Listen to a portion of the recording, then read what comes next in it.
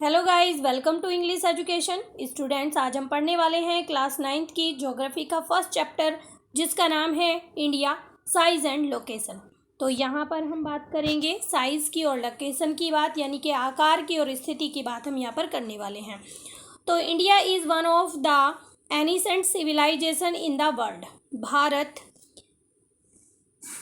प्राचीन सभ्यताओं में से एक है। It has achieved multifaceted socio economic progress during the last 5 decades.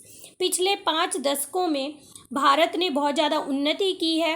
It has moved forward displaying remarkable progress in the field of agriculture, industry, technology, overall economic development. तो India जो है बहुत आगे बढ़ा है, चाहे वो एग्रीकल्चर फील्ड हो, इंडस्ट्री फील्ड हो, टेक्नोलॉजी फील्ड हो, या फिर आर्थिक विकास की बात यहाँ पर हम करें तो भारत ने बहुत ज़्यादा उन्नति की है। India has also contributed significantly to making of world history. संसार का इतिहास बनाने में भी भारत ने महत्वपूर्ण योगदान दिया है। लोकेशन की बात करते हैं। India is a vast country. Bharat एक बड़ा देश है। Lying entirely in the northern hemisphere, और ये पूरी तरह से नॉर्दर्न हेमिस्फीयर में पड़ता है। आप यहाँ पर देख पा रहे हैं कि ये जो लाइन है ये यहाँ पर नॉर्दर्न हेमिस्फीयर है और यहाँ पर है साउदर्न हेमिस्फीयर। तो इंडिया जो है पूरी तरह से नॉर्दर्न हेमिस्फीयर में पड़ता है। अब बात करते हैं the main land x tends between latitude और लॉन्गिट्यूड की। तो सबसे पहले हम लैटिट्यूड और लॉन्गिट्यूड को ही जानते हैं। आप यहाँ पर देख पा रहे हैं मैप में कि कुछ लाइंस ऐसे हैं और कुछ ऐसे हैं। तो ये वाली जो लाइन है ये लॉन्गिट्यूड है और ये वाली जो लाइन है ये है लैटिट्यूड। अब लॉन्गिट्यूड और लैटिट्यूड की पोजीशन की बात की जा रही है।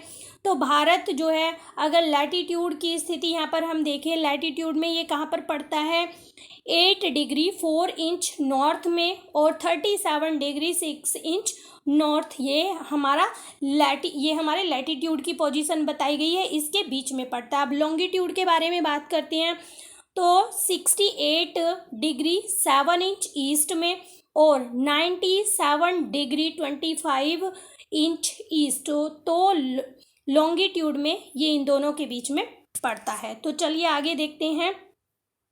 The Tropic of Cancer divide the country into almost 2 equal part.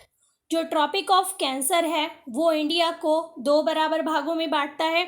To the south east and south west of the mainland lie the Andaman and Nicobar island and the Lakshadweep in bay of Bengal and Arabian sea respectively.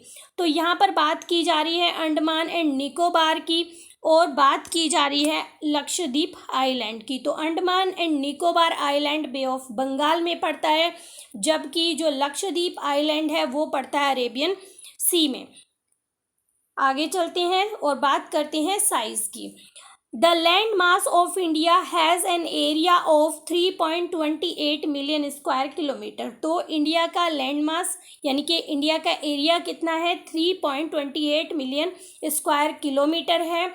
India's total area accounts for about 2.4% of the total geographical area of the world. तो पूरे world में अगर बात करें तो India का geographical area है 2.4%। From figure 1.2 it is clear that India is the 7th largest country of the world. संसार का 7वां सबसे बड़ा देश है Bharat. India has a land boundary of about 15,200 kilometre and the total length of the coastal line of the mainland including Andaman and Nicobar and Lakshadweep is 7,516.6 kilometre. तो यहाँ पर boundary की बात की जा रही है। इंडिया की जो लैंड बाउंड्री है वो 15,200 किलोमीटर है और यहाँ पर कोस्ट लाइन यानी कि जो तट है सी उसकी बात की जा रही है। तो उसमें अंडमान निकोबार आइलैंड और लक्षद्वीप आइलैंड को भी शामिल किया गया है और वो है 7,516.6 किलोमीटर। India is bounded by the young fold mountain in north west, north and north east. तो नॉर्थ ईस्ट में, नॉर्थ में और नॉर्थ वेस्ट में इंडिया जो यंग माउंटेन्स है, यंगफोल्ड माउंटेन है, उनसे घिरा हुआ है।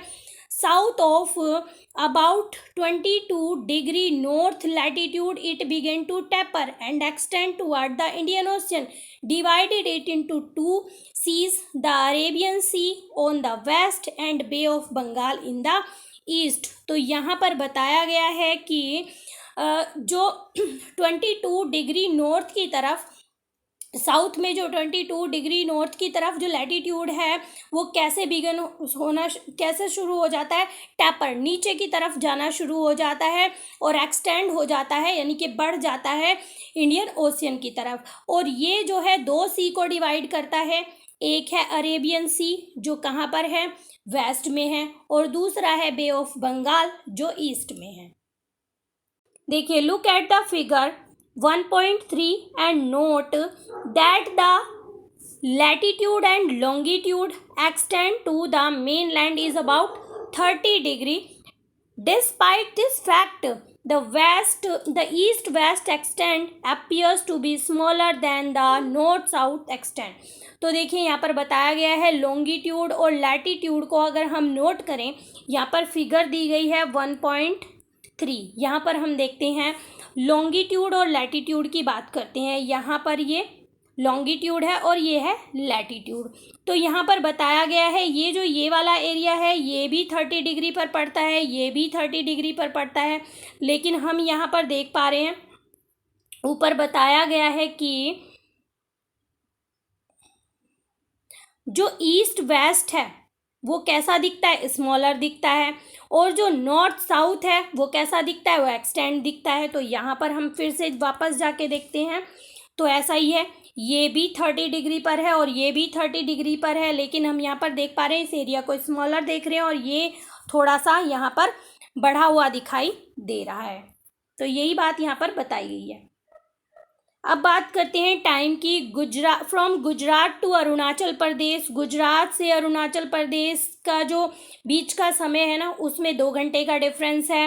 Hence time along the standard meridian of India passing through Mirzapur is taken as the standard time for the whole country. पूरे देश के लिए जो टाइम लिया गया ना, स्टैंडर्ड मेरिडियन टाइम लिया गया, वो मिर्जापुर से लिया गया, क्योंकि सभी चीज़ों को इक्वल रखने के लिए देश में जैसे कि ट्रेन है, एरोप्लेन है या दूसरी सारी चीज़ें हैं जो एक समय से चलती हैं, ये सब इक्वल रखने के लिए ये जो स्टैंडर्ड मेरिडियन टाइम लिया गया ये मिर्ज़ापुर से लिया गया। The latitude extents influence the duration of day and night as move from south to north. तो अगर कोई साउथ से नॉर्थ की तरफ मूव करता है ना तो जो डे और नाइट है उनके ड्यूरेशन में, उनकी समय अवधि में डिफरेंस देखने को मिलता है। आगे देखते हैं India and the world. The Indian land mass has a central location between east and west Asia. अब जो इंडिया की जो लोकेशन है वो किसके बीच है, ईस्ट और वेस्ट एशिया के बीच में है। India is a southward extension of the Indian continent. India जो है साउथ की तरफ है, अभी आपने पढ़ा था ना साउथ की तरफ वो खिसका हुआ है। The trans Indian ocean route which connect the countries of Europe in the west and the countries of east India. अब ये जो रूट है ये क्या करता है, ये यूरोप की जो कंट्रीज़ है उन्हें जोड़ता है ईस्ट एशिया की कंट्रीज से।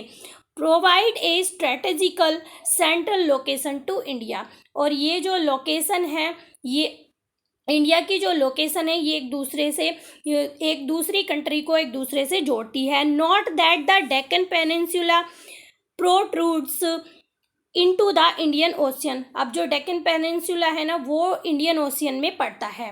दस helping India to establish close contact with west Asia, Africa, Europe from the western coast and with Southeast and East Asia from the eastern coast. तो देखिए यहाँ पर बताया गया है कि ये पेनिनसुला वहाँ पर होने की वजह से भारत को मदद मिलती है किससे कांटेक्ट करने के लिए, वेस्ट एशिया से, अफ्रीका से, यूरोप से, इन सब से कांटेक्ट करने में मदद मिलती है. No other country has a long coast line on the Indian ocean as India has and indeed. तो और भी किसी भी कंट्री की कोस्ट लाइन इतनी बड़ी नहीं है जितनी कि इंडिया की है. It is India's eminent position in the Indian ocean which justify the naming of the ocean after it. मतलब ये पोजीशन इतनी महत्वपूर्ण होने की वजह से ही इस ओशियन को इंडियन ओशियन का नाम दिया गया है.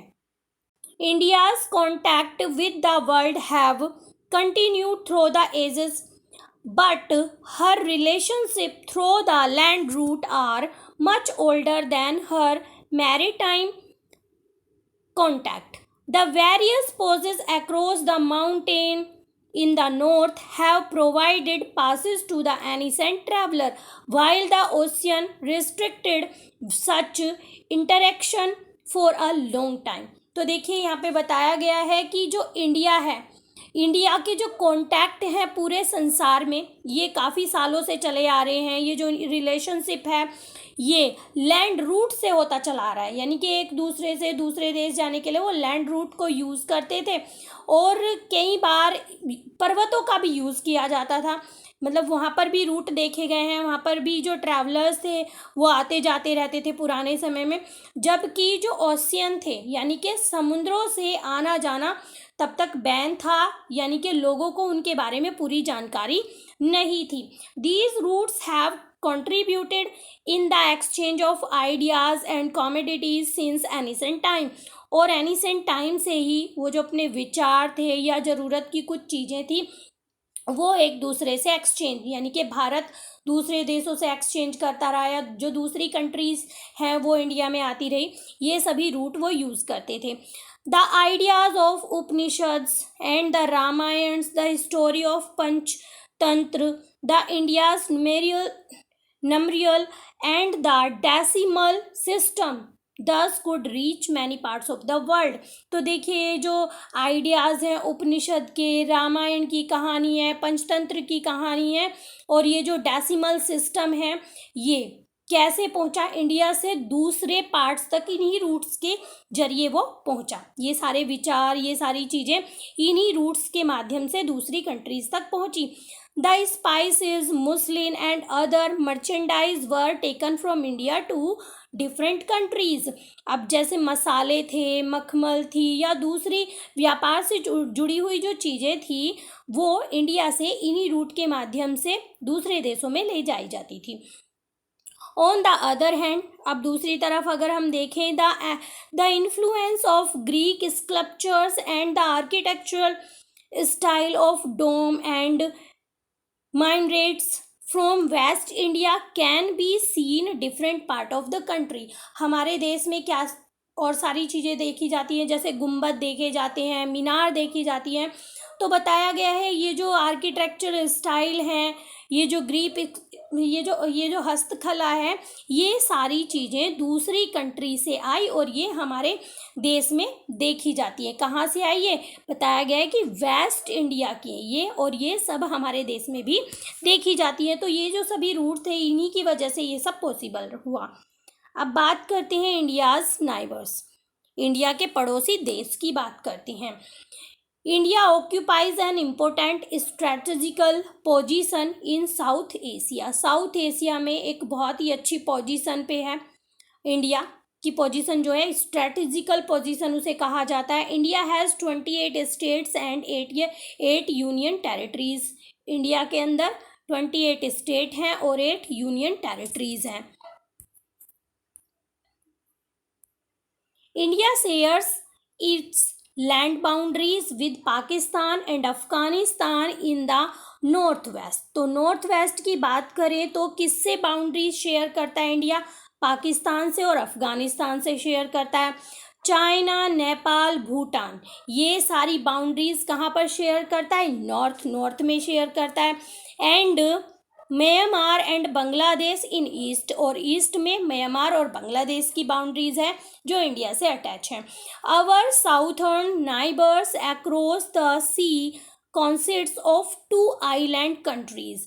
अब जो हमारे समुद्र के पार जो साउदर्न नाइबर्स है ना, वो कौन कौन से हैं?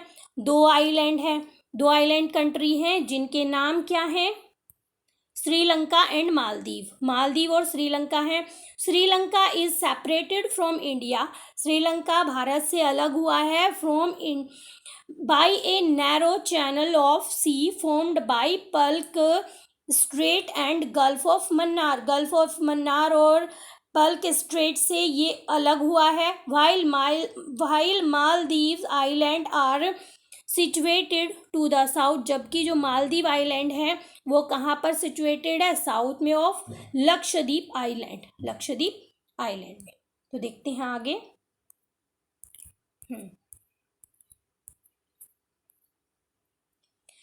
India has strong geographical and historical link with the neighbours. तो इंडिया के बहुत ही मजबूत जोग्राफिकल और हिस्टोरिकल लिंक है अपने पड़ोसियों के साथ।